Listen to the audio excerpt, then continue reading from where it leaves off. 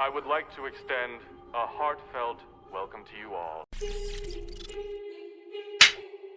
Wait guys, if you guys have come here, so better watch it.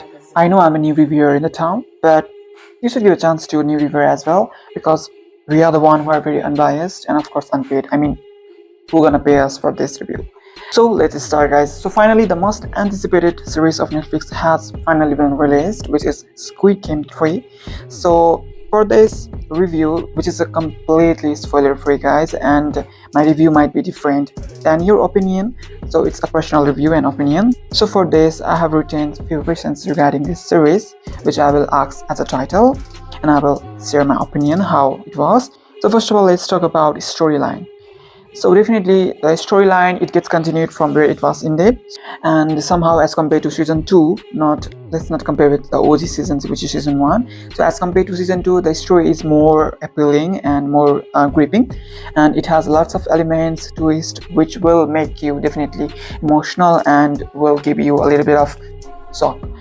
And talking about different things, what different things this series offers, then definitely there are lots of different things, from setup to BGM and new characters as well.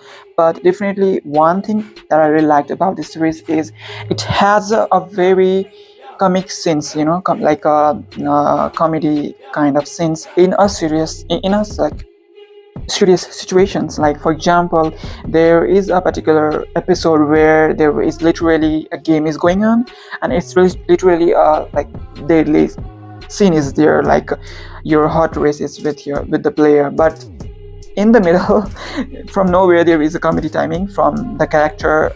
I think I forgot the character name. I think from that lady who consider herself as a goddaughter, so she is there for the best comedy role. Okay, the next question is, who is the best character that signed out? Okay, so despite the main character, which is 456, the OG, I will say the Oni character, the character number 120, which has portrayed a transgender role, and I think he has impacted a lot in the series. I will not tell till how much he will last, till which episode he will last, but whatever his contribution in the series, it will you will remember him more than a main character. And apart from that, the grandma's role and the lady 222 who was pregnant, these two characters have literally signed out through the acting wise and also the story wise as well. Okay, so the another thing is, what are the negative points of this series, or let's say disappointment. So sometimes there are some particular scenes, let's say in game scenes, like all the things are going in a speed way, like this and that, murder is happening, someone is getting killed, someone is getting betrayed, but in those particular scenes there are some scenes which feels like a very slow pace, like a typical Indian serial sometimes. Like for example, it's not a spoiler, I will give just a simple basic example. There is a particular scene where a player has to unlock a door, and instead of doing fast, they are just looking at each other's eyes and imagining things. I don't know what they are doing.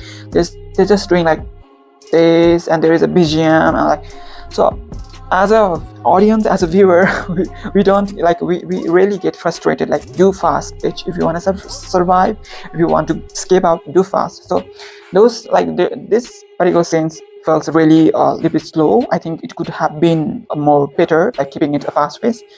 Other things, rest of the things is really good. And also guys, the character who was playing the brother of Forman's character, this character, I think this character was a little bit overrated and a bit useless. I think what he was doing in the series, like from whole series, he was just searching island for what? Like for being the Dorado Explorer, except serving looks. What he was doing in the series, like, I had no idea guys. Like whenever he used to come on the screens, I used to be like, bro, please go, you are just like an ad. Definitely he was like an ad, because his storyline was a little bit, very poor, let's say. So the next question is, what are the good things about this series? So if we will not compare this series with season 1, and let's only compare it with season 2, then as compared to season 2, this season 3 had a really grand setup guys. Honestly, it had a really grand setup, especially the finale setup. It looks like some kind of game, and also the BGM and the cinematography is on top notch. And few characters like the spy character from North Korea who is there to spy C and other few character has a really good story writing. They have got a chance to sign out as well, and I forgot to mention this girl character, spy character. She has also really signed out in the story. That thing is really good about this series. Of course, the acting, each and every characters, maybe it's a side characters, everyone has performed really, really, really well. And of course, the twist, the ending, and climax, someone might not like, but I feel that was meant to be the right ending or right climax, because we cannot always expect a climax from our view. Sometimes there is a director vision, and I think somehow it really fit the situations and scenario whatever was going on. So let's talk about ratings. So out of 5 stars, I will give it 3.5. Not because it is better than season 1, but because it is of course better than season 2. So let's know why I deducted minus 1.5. So minus 0.5 for not giving one more episode, because if you see from season 1 to season 2 there are always 7 episodes, but in this season 1 episode is less, so definitely we will get disappointed after waiting for so long. And minus 1.5 for a little bit of disconnections from season 2 and season 3, because if you see the OG seasons, which is season 1, there is a continuity from all the story has been wrapped up in single season. But in the season 3 it gets continued from season 2, but since there is a gap of 6 months from season 2 to season 3, so somehow the side character story somehow it gets blurry.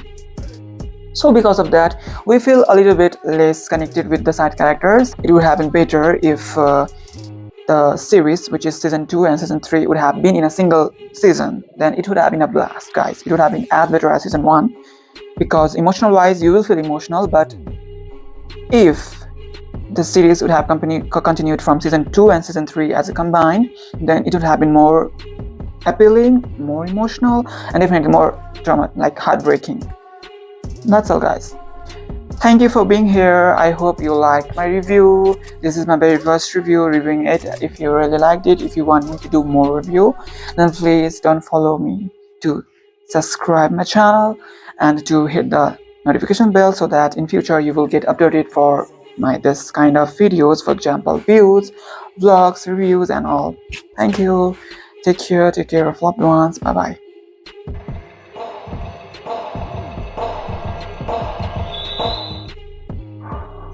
You're listening to background noise, guys. There's too much disturbance here.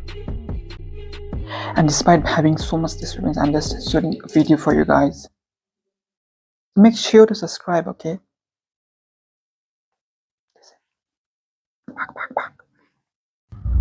So